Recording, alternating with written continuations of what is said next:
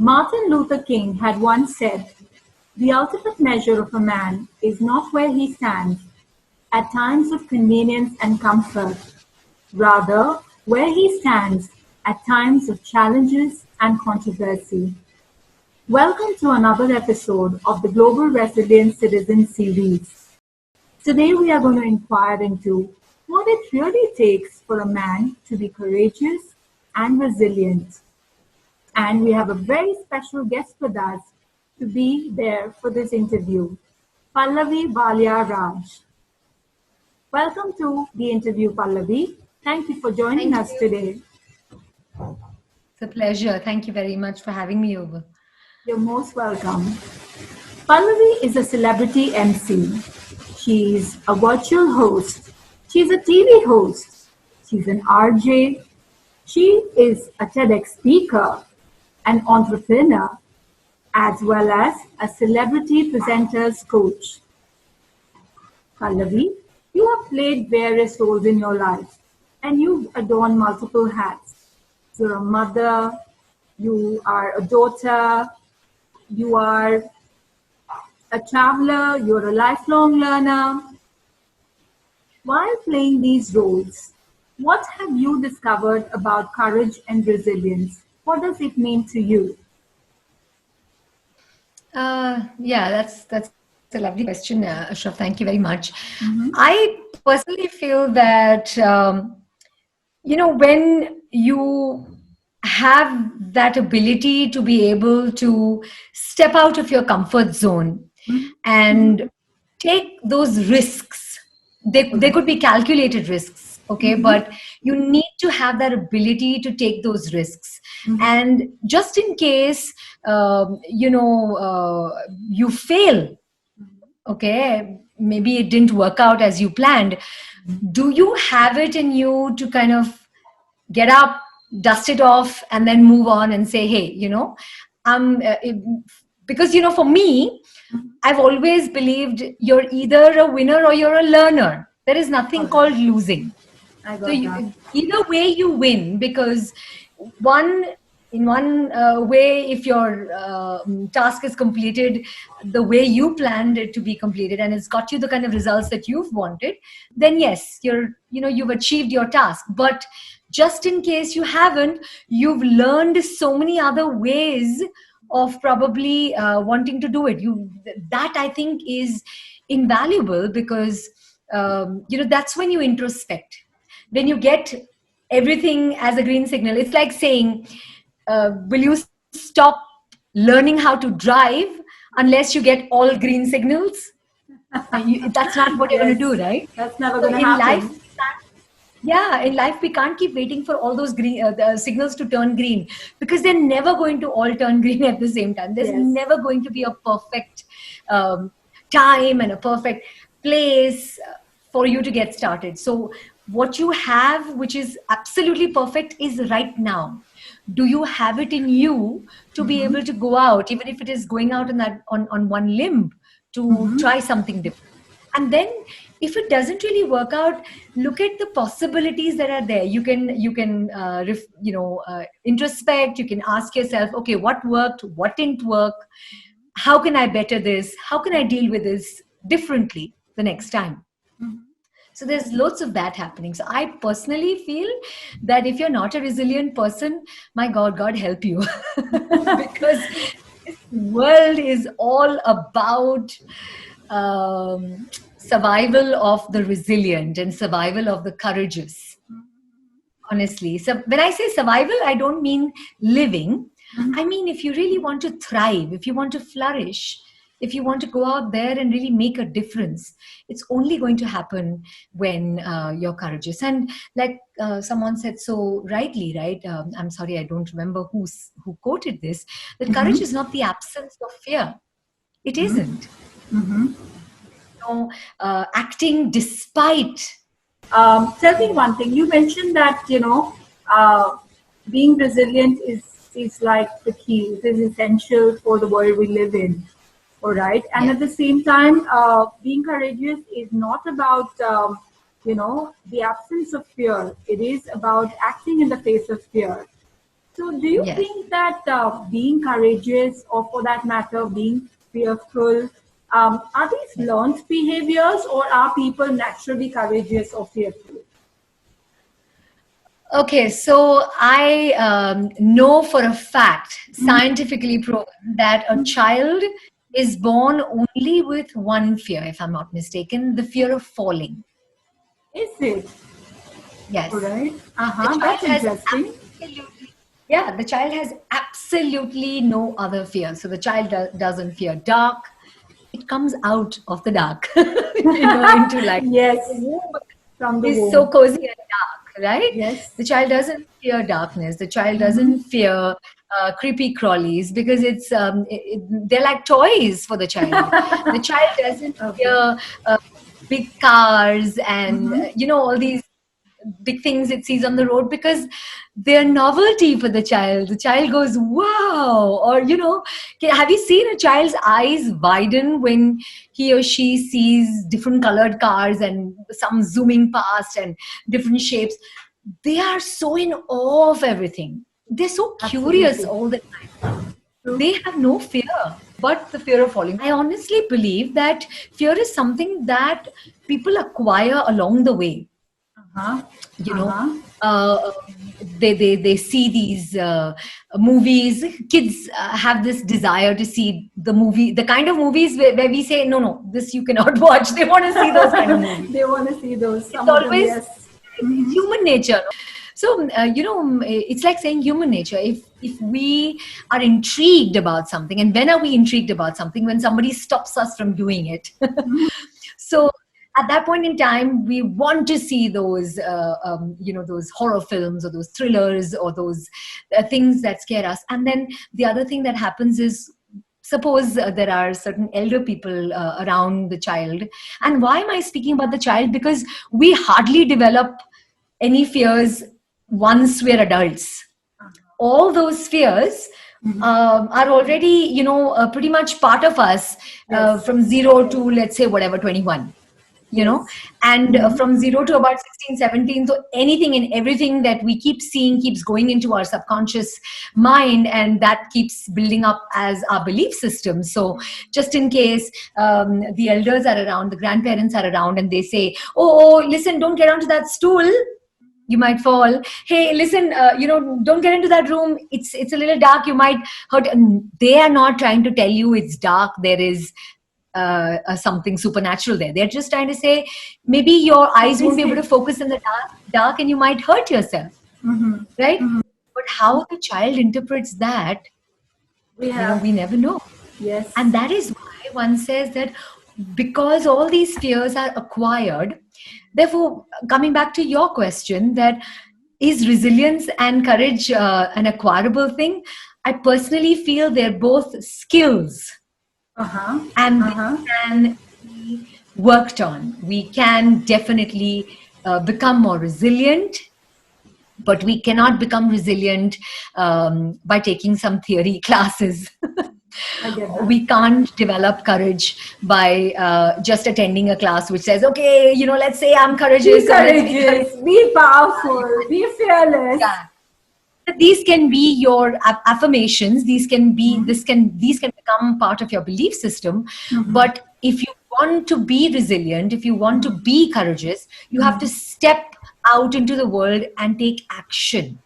You have to do things which allow you to kind of strengthen these muscles that are resilience. All That's right. what I feel. So now, the important question.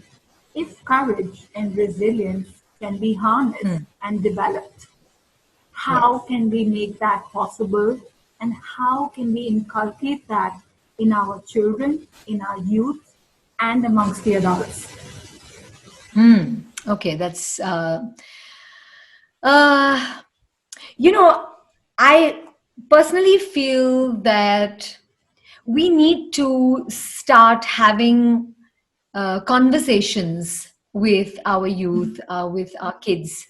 Uh, a lot of times, I've noticed, because I work a lot with tweens, teens, as well as adults, I've noticed that there is a constant negative talk that keeps happening in between me to me. So nobody else has to be the negative party. When I am talking to myself, my self-talk. All right. The internal dialogue, I think you're referring to the internal dialogue and chatter. Dialogue. Yes, or our internal conversations, our internal communication to ourselves. That's very, very massively flawed. And may I share with you that it doesn't become like that when we become adults. I do workshops with kids starting from the age of 9 and 10. And I can tell you, with a hand on my heart, I can say that this is the truth, and I feel so bad when I see this truth. When I ask them to share, certain things they'd like to improve in themselves, they give me a list of 10, 15, 20 things they want to improve in themselves. And the next question, when I ask them to say, okay, so tell me, what are you proud of about yourself? What do you love about yourself? What about yourself brings a smile to your face? I am not joking, Ashraf. They hardly have anything to say. And if they do, bring out one thing, it comes out after much goading, much cajoling, and it also requires them to think a lot. Yeah, like what? Literally, no, ma'am. I really don't think. I said, I mean, you got to be kidding me. They've not learned to appreciate themselves.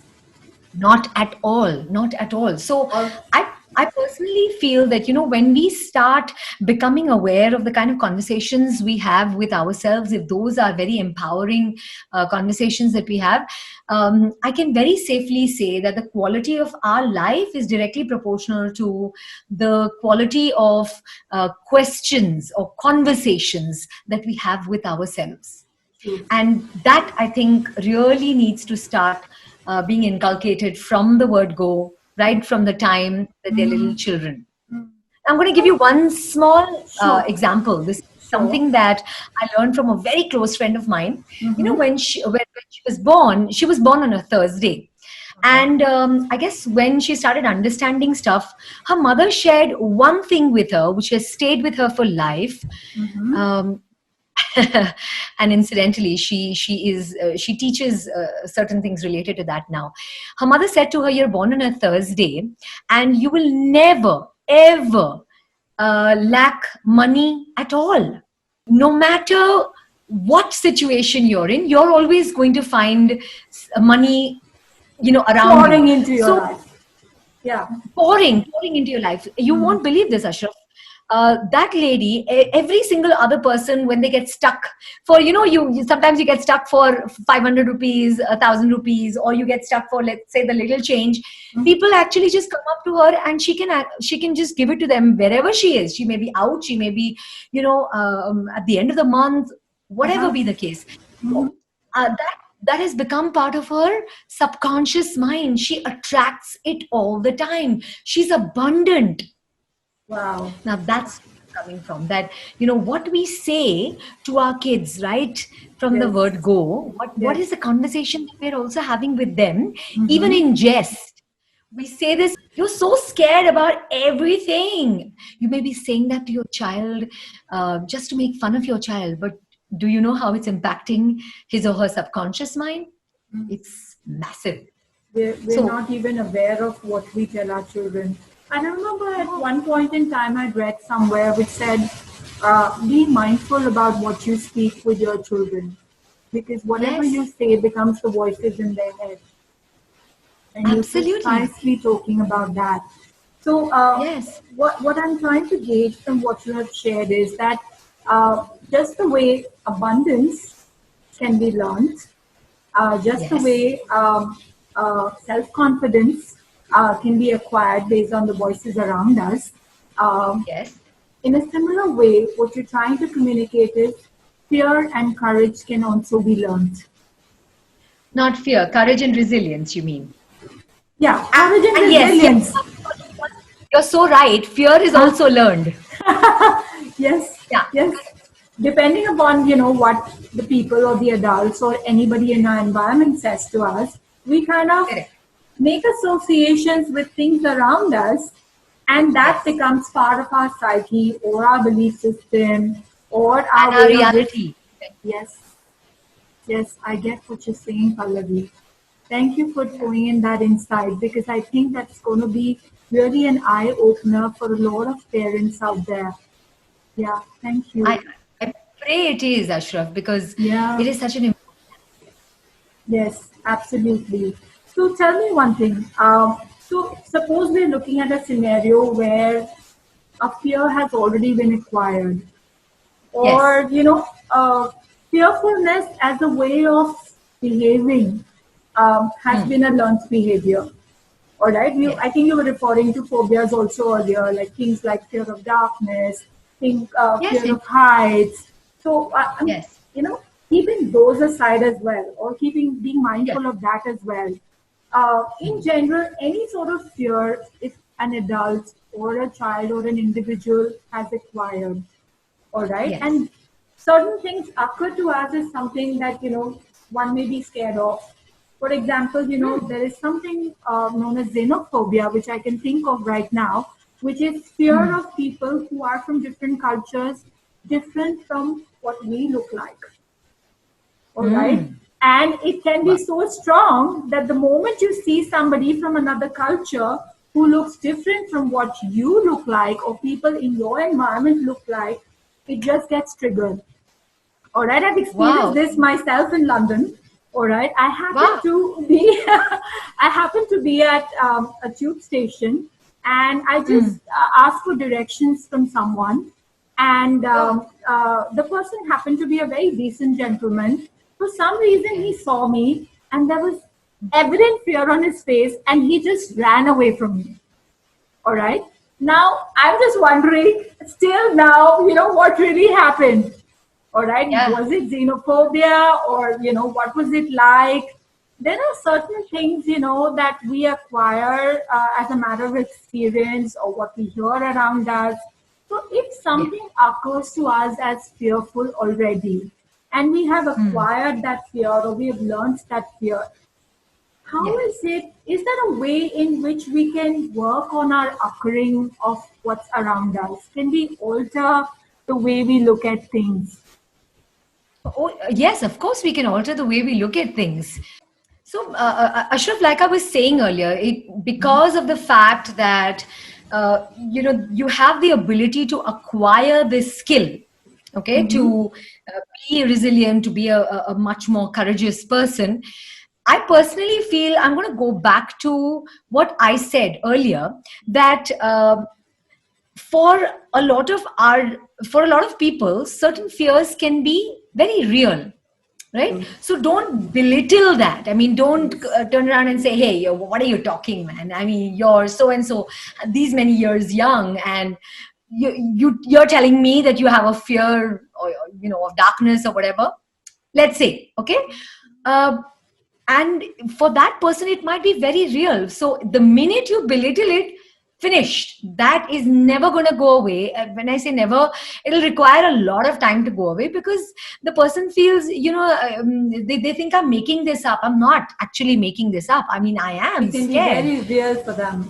Yeah. Of course. And Yeah. I'll give you my own example. Mm-hmm. I cannot really, when I go and I travel so much, I cannot be in absolute darkness when I'm living alone in my hotel room. So I have to have some light on, or I Have to have be to really maybe light have on. the news channel on. I don't know. I mean, that's just something that I don't even put anything else. I either put the sports channel or the news channel on. This could have happened because I also had this thing of watching a lot of thrillers and things like that. But obviously, I wasn't as equipped for it. I wasn't prepared for it when I was much younger. And then, of course, nothing was done to take that fear away. But it's okay. I'm able to deal with it. Doesn't paralyze me, right? True. Now, my point is, there are times when people's fears paralyze them. Fear of rejection, fear of being judged by people, fear of there's this constant need to get approval from everybody. So basically, you are fearful of taking the next step. You constantly are second guessing yourself. Now, all these things can be worked on, and I guess the only way to work on them is to help them change their blueprint altogether. So that's like literally doing an inside out kind of work, helping them understand, bust their current belief system and then reinstall a new belief system in them. And it has to be done over a period of time. It's not going to happen overnight. And once you do that, then automatically, once they go out into the world, they need to be able to see whether that's really working for them. And then every single thing can actually be documented by themselves, or if they have a coach, that so much the better, where you can ask yourself these 4 questions every single time. Okay, what worked? What didn't work here? How can I better this? What can I do differently? So it's very, very possible to completely. Now you cannot. Who do you have total control over? Who is the one person you have total control over?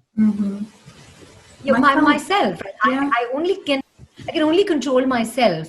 I cannot control anything in my surrounding. It could be my child, it could be my husband, it could be my twin or my parent. I can't control them, or what they're going to say, or how they're going to respond. So if I can only control myself, then wouldn't it be fantastic to work on my conversation with myself, so that then once I build that particular muscle, then that gives me the strength to go out there and have meaningful conversations and not belittle myself in the bargain as well. Because most fears, I'm telling you, most fears are not these kind of fears, like fear of I'm talking about now widening the horizon in terms of the spectrum, in terms of the kind of fears that people have. Yeah, so I'm not, the one that you spoke about is not very common. But the ones I spoke about in terms of fear of rejection, in terms of, fear of judgment, constantly falling short of doing the best for our family, that's a fear that women have. Sometimes our fear of not being able to conform with whatever society says, that's a massive fear. It doesn't allow them to speak at all. And therefore, so these are the kind of fears that I honestly feel are much bigger fears. Again, not to belittle the other ones. Sure. Every fear can be worked on. So when I say fear can be worked on, that basically means that I'm helping anybody work on courage, and then going forward, resilience. Sure, I get that. So when you say fear can be worked on, and one can develop courage in the face of any situation, one way you pointed out is by reflecting on what we're experiencing. How is it going? Is it for real? What is the experience like? I remember at one point in time when we were studying together, if you remember, Pallavi, and I remember we were acquainted with a technique called systematic desensitization as part of psychology. I don't know if you remember that, but overcoming fear by desensitizing yourself gradually in the face of any situation. Do you think that works? Can I tell you very honestly, every single thing for me, from all my experiences, every single thing goes back to the subconscious mind and therefore the belief system. So the minute the subconscious mind, the belief system is worked on, if these are worked on, you would automatically be able to, desensitize yourself eventually. But the first thing that needs to be done is we need to break this limiting belief system. Sure. Which becomes... Okay. Yeah. So my next question to you is going to be, how do you work with the subconscious mind? Okay. Yeah. So when you say, how can you work on the subconscious mind, there are loads of ways of working on it. There are people who are okay with, a psychiatrist, psychologist kind of person, or a hypnotherapist kind of person, working on their subconscious mind, helping them understand really what their belief system is. Or then there are people who take the other route, which is that, you get into, a training program and then a coaching program where you're, like I'll give you a simple example. I used to think that one of the only ways to work on your subconscious mind would be that you need to be able to find out first and foremost, like get a an idea about what you probably don't even know. Those are like your blind spots. You don't even understand or know that you have that kind of a belief system. Sure. But every single time in your life, it's showing up. Sure. You know, like a pattern. it is. It's showing up like a pattern, and everyone around you can see it, but yourself. But yourself. Yes. Yeah. So in that kind of a situation, I used to feel, now how does one explain to this person? Because no matter who is trying to explain, the person has doesn't really want to change, maybe, or the other thing could be the blind spot for the person, and the person says, hey, no, I don't think I have this. So you don't even know that you don't even know. Yes. Right. Yes. That kind of thing. So there I used to feel that maybe therapy really does work for such people. But having said that, we do a lot of programs. As in, I'm a trainer coach. My husband is a trainer coach himself. So we do a lot of programs where we started understanding that it really doesn't take too much effort to be able to change a person's blueprint. If you can burst those belief myths. There are certain myths that people have that no, when you do, you have to be fearful of certain things, or you have to think about society. I'm sorry, but it's all a myth, because I don't believe in the concept of right and wrong, because it's all relative, right? Yes, it's ingrained culturally, contextually, environmentally. Correct. That's when we realize that, okay, if we need to break their belief system, their past belief system, and if we can just reinstall the new belief system, it happens so seamlessly. But the only thing that it takes at the person's end is habit forming, is consistency, is the willingness to change, and obviously that desire to lead a very, very different life as compared to the kind of life that the person is leading right now. All right. Very, very possible. You've spoken about how does one work on the subconscious mind, probably going for some form of therapy, or looking at the possibility of doing training programs or some form of coaching which can help them first of all be mindful of their belief system, and then look at how they can reconfigure or retransform their blueprint and their outlook towards what they're experiencing in life. That's very and they don't even need to. It's not even them who needs to work on the new blueprint. The coach and the trainer works along with them to get that blueprint in place, and then so it's not like they have to work on it alone, or it's not like somebody gives it to you and you have to just adopt that. No, it's a team effort, right? Sure, I get that. All right, so that's about how we can work on fear. How about how do we harness courage and resilience? Are there strategies and techniques for that? Are there experiences that we can provide people with which can develop these traits or qualities in people, or children for that matter, adults, the youth? Sure. I think as far as courage is concerned, what are the things that people are most fearful about? What have you found that are things that people are most fearful about, Ashraf?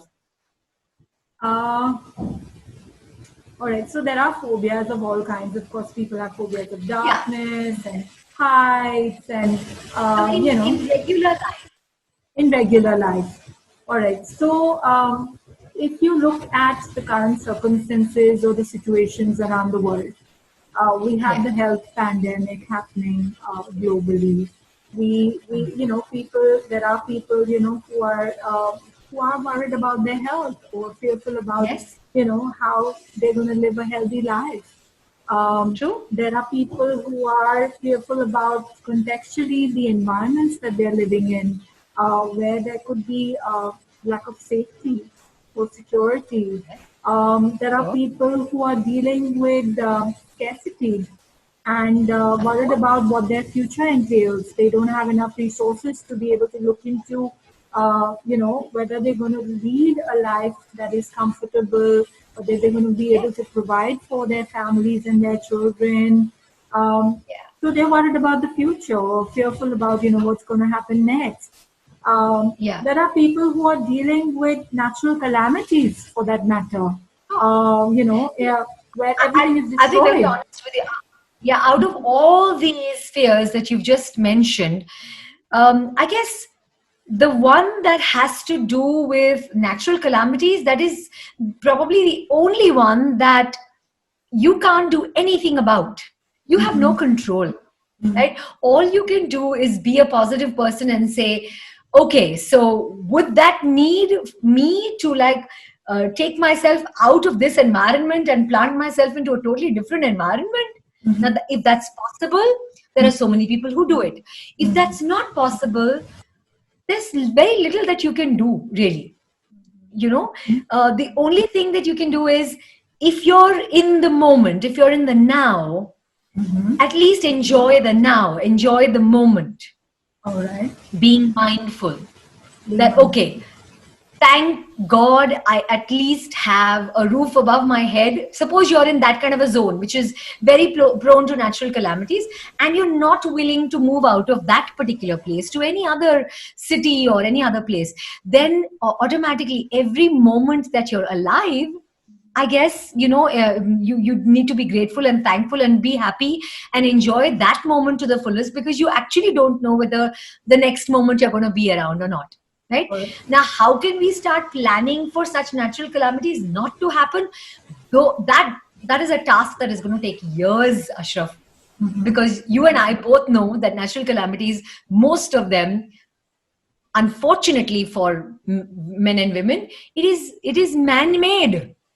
The way that we've been expanding and only thinking about ourselves, we've forgotten that there are other elements in nature as well. I am not the only element in nature.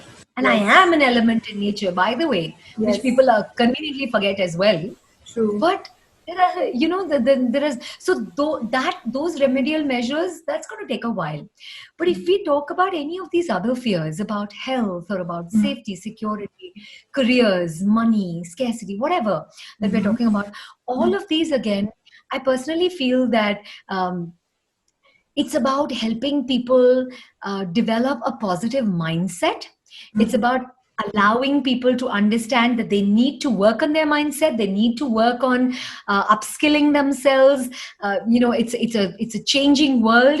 I know for a fact that so many people. So I'll give you an example. There are many people who feel like some of their careers have become obsolete thanks to COVID-19. So post-COVID, we don't know what kind of a world we're going to be living in, because it's not yet over, right? The entire pandemic situation. So my question to them is, what are you learning? How are you adapting to the situation? What is the new thing that you are learning? What kind of possibilities are you seeing open up for yourself? Are you now only going to keep thinking about, oh God, I've lost that. Oh God, that was so good. That was such a wonderful life. That was how much I used to get paid. That was how safe I was. It's gone. We can't do anything about it. So the only thing that we can do is, how well can we equip ourselves here and now, mindset wise, skill set wise, surrounding ourselves with positive people wise. Okay, so you may or may not believe in God, and that is not for me to judge at all. True. But the fact is, there is nobody who's living alone. We're all living around people. Yes. Are you involved? Are you engaging with positive people who can really, lift you up when your spirits are low? And everybody's spirits get low from time to time. I face it so much. And I'm a very positive person. I love the person that I am. But I also go through those lows, and really bad ones. What kind of a tribe do I have around me? What kind of a community of people do I have around me? Who are the people I connect with at that point in time and constantly in life? That will determine, whether I'll be able to come out of that fear. So that's another way of building courage and resilience, doing the things that you've never done so far. So maybe taking on, learning how would it be to have this kind of a mindset. I've always been a little bit of a pessimistic mindset kind of person, let us say. How would it be? How would life be different if I am an optimist? Can I at least look at that? So, Can I do it in certain areas and see what my results are? Then well, talking about skills, this is what I've always done. Now, if the world is changing, I need to be able to be equipped with this. Am I willing to learn this? sure. And if I am, then let me see what kind of possibilities. Now, these are the kind of friends I've always had. Am I willing to let go? Because letting go is not easy. Am I willing to say no to anybody who's becoming an EDP, emotionally draining person around me? Because I don't need any of that now, Sure. right? Uh-huh. So, health wise, am I willing to do stuff myself? I can't be, I cannot control what hospitals are doing, what the society is doing. Can I control what I'm doing? How are people? What are the kind of people I'm coming in contact with? Am I really leaving the safety and security of my home when it's not even required? All those other things, other Sure. aspects, right? Am I Sure. eating right? Yeah. Am I supplementing myself right? So I'm tackling all the fears that you've spoken about. In terms Yes. of careers, we'll Yes. have to do an upskilling and an upskilling in terms of mindset. Sorry, upgrading in terms of mindset as well. In terms of health, we'll have to take care of our own health. In terms of safety and security, again, I guess, Ashraf, that is something that you don't have any control over. But I truly believe that there is a new order that's going to be coming around, because this is like a purging that's happening, according to me All and right. according to a lot of people that I'm connected to. We believe that Sure. there's like a purging that's happening. And I guess every single time we've known that after all that purging that happens, you and me, suppose we go through a whole lot of loose motions, or like after a spiritual session of sorts, sometimes there's purging that happens, right? And all the negative energies get out of your system, isn't it? Sure. That happens with So expression also. The moment you express, you were talking about, being around a community of people, somebody who's like, a committed listener around you, expressing, what you're going through and, sharing out or making them your bouncing board. That helps a lot. And that's the reason it's important, as you speak, to have the right community around you where you can share, you can be yourself with. And Pallavi, I yes, think you've spoken about a lot many things. While you responded to this, you spoke about acceptance about yes, whatever situation we are in. You spoke yes, about gratitude, being thankful for what we have already. All right, and gratitude, as it is believed, expands on all the good that we have. So you've spoken about yes, gratitude. I think you've spoken about the strength of being around the community and connecting with yes, people around us. And I think that's yes, something that has been over a period of time with technology coming in. We're virtually connected with each other, and that's the way we can, be around a support structure who can be there for us absolutely, when we're faced with challenges. All right. So yes. these are some amazing things that you've spoken about, Pallavi. Thank you so much for those insights. Um, I think you at some stage also mentioned that you had a life full of challenges and things that you've dealt with, and you've come up, the way you have. There's not an ounce of what has happened in terms of baggage that is visible on you. Of course, we have the remnants of whatever we experience. Can you share with us and the audiences any challenging experience that you faced in life and how you have overcome that? I first and foremost believe that each and every one of us are winners, because can we just get to the root of it? When there is an egg, and I'm sure our audiences are adult enough to be able to understand that when there is an egg and the sperm reaches that egg, you're already a winner. Mm. You already are a winner. Out of so many eggs, you were the one that was chosen. And that one particular sperm, you reach that particular egg, and you are a success story already, that you're born, that you're in this beautiful life, right? So I think that even as a child, I was a fighter because I've had it very bad health wise in my first 5 to 7 years, very very bad. When I later on, when my parents told me that story, I told myself, if I can come out of that, I can come out of anything. If I can come out of that as a baby, Sure. who was not even a year young, Mm-hmm. I can come out of anything. I'm alive. I don't have a mark on me at this point in time. That's just the external way of looking at it. But internally, I think that really made me very strong. Since about 2008, 2009, we had been investing with somebody we knew. And into 2014, we realized that the person was an absolute fraud, and Oh my God. every single last penny of ours, we'd worked very very hard. Those 2008-9 to about 2014, I think I worked the hardest.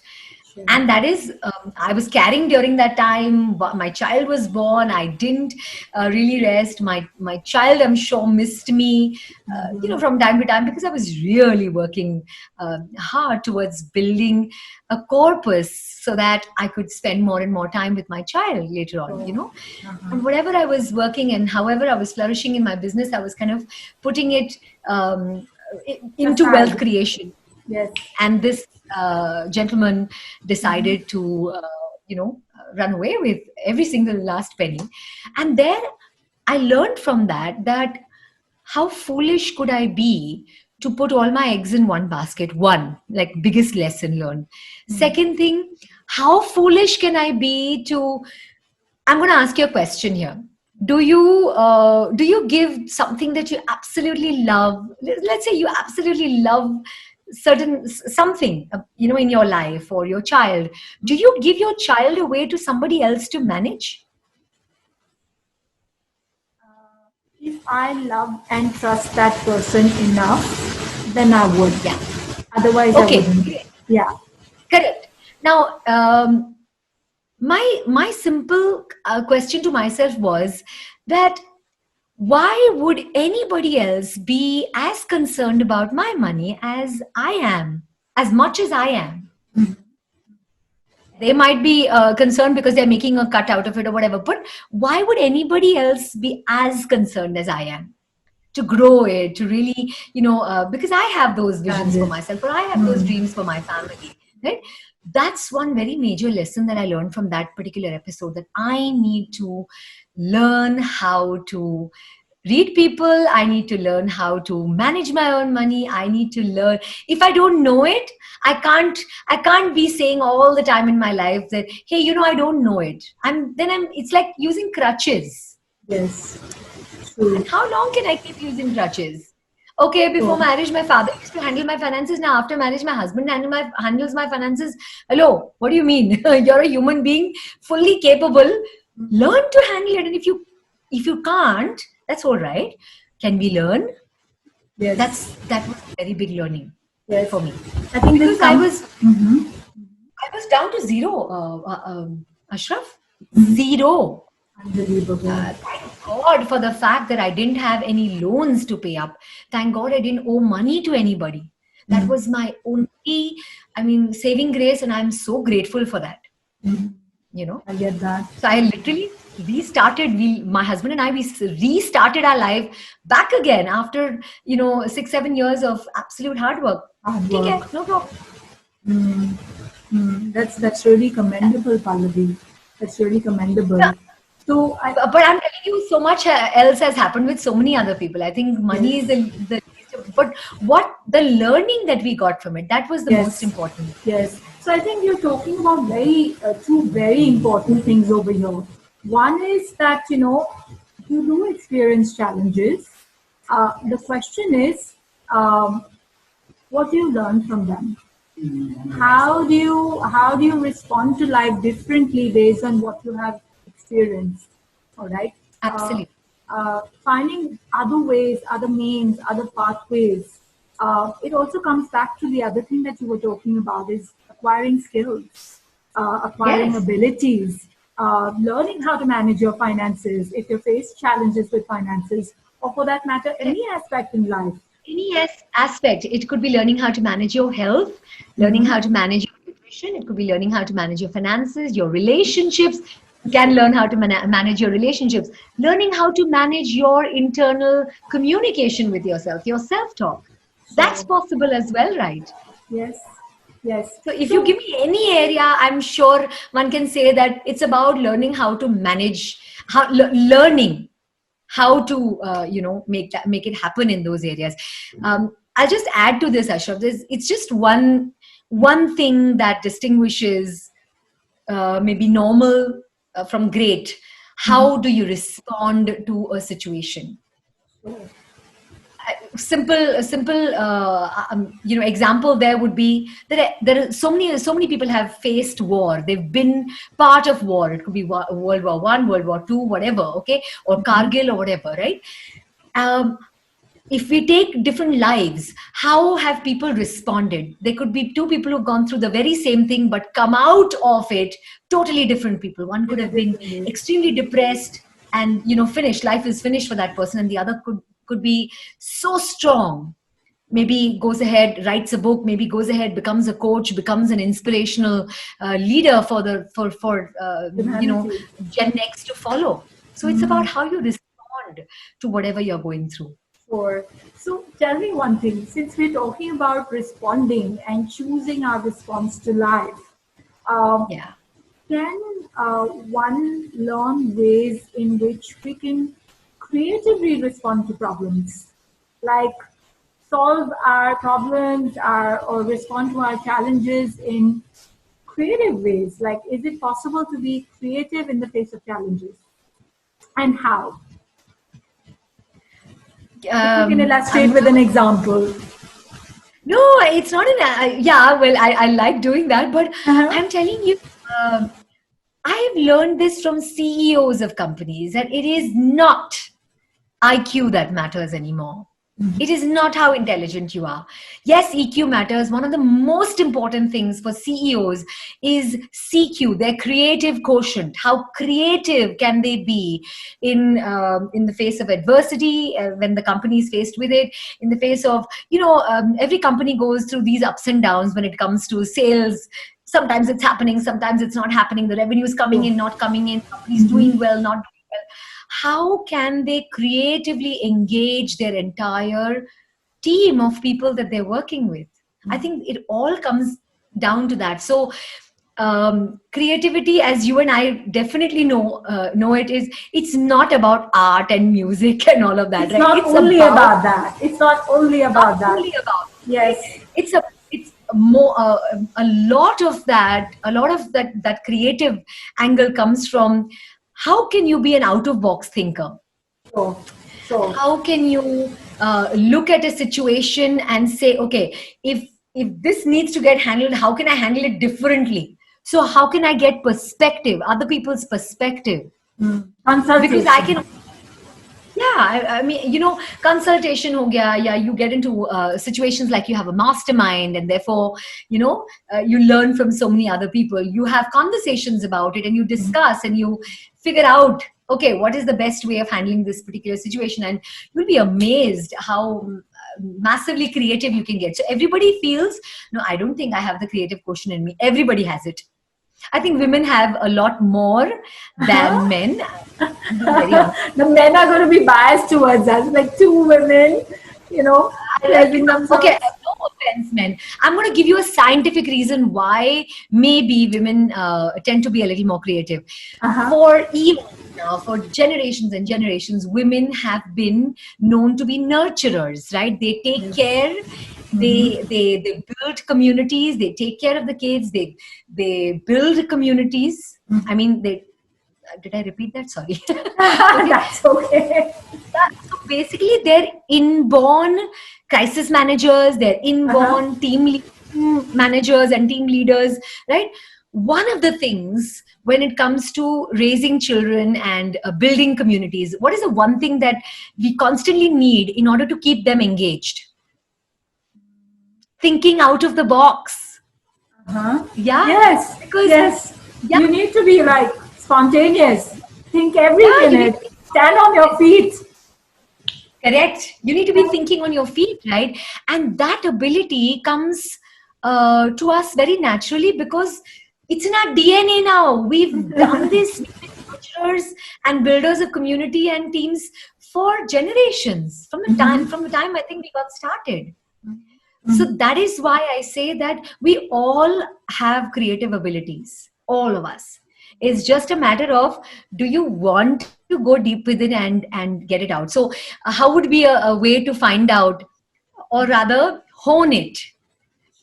Take a class, yeah. I mean, take a let's say a storytelling class, or take like an origami session. Take a few origami sessions. I think it just kind of opens up. There's a lot of neural firing that keeps happening when we learn new things, and then of course we meet new people, and then new conversations start up. And wow, I mean, it's. I think it's endless how much we can learn and how creative we can get. It's endless. And I'll share one more very quick thing with you. The thing that I make kids as well as adults do, making their own dream book. Okay, so you can have a normal dream, like a normal book, but adorning it and making it look like a dream book. You know, when you look at it, it feels like it's inviting you towards it, kind of thing. It's like plain, you know, if it's a normal book, it's like, oh, really, I'm going to write my dreams in this normal looking book. Okay, all right. It's eye-catching. It's got some stuff on it. I make people write their dreams on a daily basis. Wow. I have people make gratitude jars, and I'm sorry, it's not around me at this point in time. If you give me a moment, I'll ask my daughter to get it, and I'll show you her gratitude jar. Okay, and it's things like getting them to make their own vision board. You know, and it's beautiful, Ashraf. The kind of stuff that people do. That's how you enhance your creativity and your. All right. So what would be the elements of a vision board? What would it look like? A vision board. What does the word suggest? Your vision for yourself. I'm not talking about what's happened in your life. I'm talking about what do you want to happen in your life. It could be about your short-term dreams, your mid-term dreams, your long-term dreams. It could be about the kind of places you want to travel to. It could be about the kind of people you want to meet. It could be about the kind of body you want to have in terms of, you know, if you can invest yourself in it. So it's not only okay to only have dreams. You have to put in action. Oh, sure. You can't just have it on the vision board and say, oh, it's going to happen. I'm just going to sit out there. No, you can't be sitting on your backside and doing nothing, but visualizing what is up there on your vision board, and then taking whatever action you need to take. Now, if I have this vision of being in a stadium full of people, training them as a trainer, I am definitely taking action every single day to put out some content, to create content, to work in the area that I am so, that I'm so passionate about. It's not going to happen otherwise. Right? So that's just my example that I'm giving you. If you talk about an athlete, the athlete wants to win an Olympic gold. Just by the way, Ashraf, I'm going to share this with you. When the athlete is preparing for, let's say, an Olympic gold, they do this one particular test where he has all these wires attached, and the wires are attached to a machine, right? Sure. And he or she, gender neutral, is told only to visualize what is it that they want that outcome to be. So if it is them visualizing the entire run from ready, get set, go, to winning it, to standing on that podium, to wearing that gold medal or receiving it at the hands of somebody at the Olympic level. I'm not joking. When they analyze this scientifically, the same muscle group came into play, literally came into play while they were visualizing it, and then finally when they ran it. The same muscle group. Wow. So you've already done it. You've already done it in your visualization. Now, only thing that's required is the manifestation, and it has to happen. Wow, this is fascinating. So you mean what you're trying to say is that one can actually create their life. Yes. beyond what has happened, whatever challenges or calamities or difficulties or fears one has faced, one can adopt strategies like these, like creating a dream book or creating a vision board, and create a new future for themselves. Yes, these are just a couple of things that Wow. I've shared with you. There are so many other things that one does. I mean, one does with people, and therefore the results are there to see. I mean, you talk to anybody who's been there, done that. Then they're going to tell you plain and simple. It doesn't happen without taking action, but you need to take action on the stuff that you want. Yes, what matters to you. Yes, yes, awesome. So I believe that you've started this initiative called the 5 a.m. Tribe, and which is Yes. precisely about experiences or activities or strategies that one can use to create their life with greater Yes. courage, with greater resilience, with Yes. discipline, with creativity. Those are some of the things I've been precisely talking about all this while. So, can you Yes. tell us a little bit about that? And maybe if you can make me experience or the audience's experience some strategy that you're using as part of that entire initiative, or you can tell us some of the more strategies that you're using. That would be awesome, Pallavi. Sure. I got started with this for myself actually, Uh-huh. because I wanted to have that kind of discipline where I would wake up, at an earlier hour in the morning, and I would get a lot of me work done before the chores begin and before I have to start getting into, okay, what is it that I need to put out there so that I can earn some money? Okay, all Because right. that obviously, right? Mhm. uh, and we never really find that me time. So that's the reason I created this 5 a.m. tribe. And the reason I called it a tribe and not any other name, because I truly believe I'm a warrior. And anybody who wants to um, go through life and, be victorious in their own eyes, because success is relative to everybody and victory is relative to everybody, right? I mean, it depends on each person's interpretation. Then they need to be warriors. They need to feel like warriors as well. That is why when I call it a tribe, then everybody there, and I address them like that as well. I say, good morning, my warriors. That's how Uh-huh. I address them as well. And it empowers people, to know that, okay, they can get through any situation as a warrior. Now, Wow. there we do a lot of different activities. So when we wake up in the morning, obviously At 5 one's routine is, a.m. At 5 a.m. Wake up in the morning at no, 5 it a.m. starts at 5. So Uh-huh. yeah, you can wake up at 4:45, or you can wake up at 4:50, or if you're like a quick 5 minute for your routine, then wake up at 4:55 if you'd like, right? All Um, right. People do a few things, like they meditate. I have something called, I'm very sure you're aware of auto suggestions or Yes. positive affirmations, right? Yes. So Yes. I have a list of things that I've shared with them. I keep telling them, keep adding more and more to it. Add, put down whatever you want to Oh, affirm to yourself. awesome. So because there's enough and more people giving you negative talk. Why would you want to talk negative to yourself? Yes. So talk Yes. positive to yourself. So, can you share some of these auto suggestions or positive affirmations that one can have? Very, very simple ones. I am Mhm. awesome. Miracles Awesome. happen to me all the time. Miracles Uh, happen to me all the time.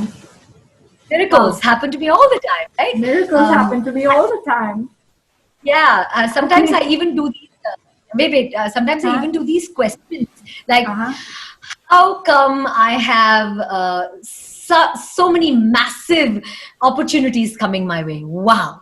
So Wow. that's an affirmation, right? Wow. And I'm asking a question as well. So in that way, I'm even triggering my brain. The minute I ask how kind of a question, my brain comes up with so many different solutions every second. Or simple things like, I love the fact that I'm so stable and I'm expanding all the time. Okay, now obviously I know when I'm saying expanding, I'm not talking bodily, I'm talking about Yes. consciousness is expanding, right? Yes. Uh, I'm in perfect shape. I'm in perfect health.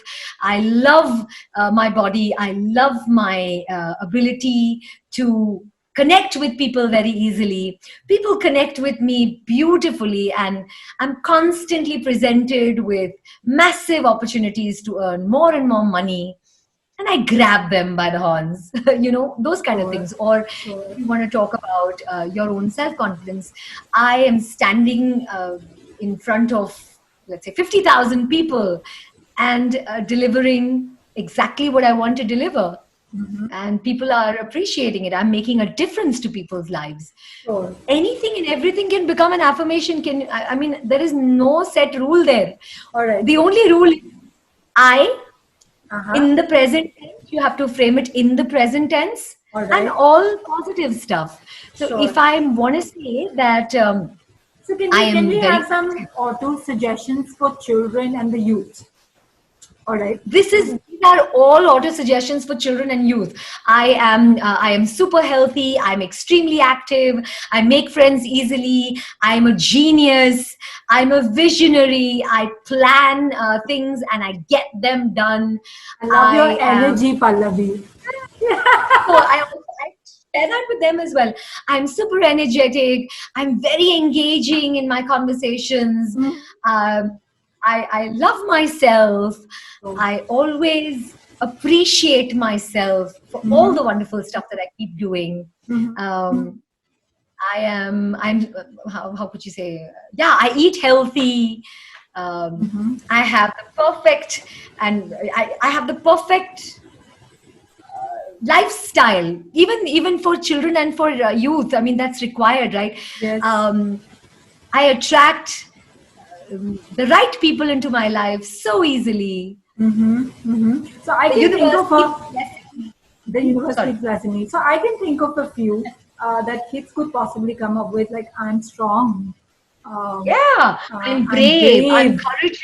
I'm courageous. Okay? Yes. I make good friends. I can connect with people. Instead of saying I'm fearless, because that again has the word fear in it, it's better to say I'm courageous, I'm brave. I'm awesome. Yeah. Yes. I'm awesome. Yeah. I'm an action taker. All right. I love the stuff I study. I absorb every single thing that is taught to me so easily, seamlessly. That I learn. The environment around me is safe. Yeah. I'm always secure and protected. I'm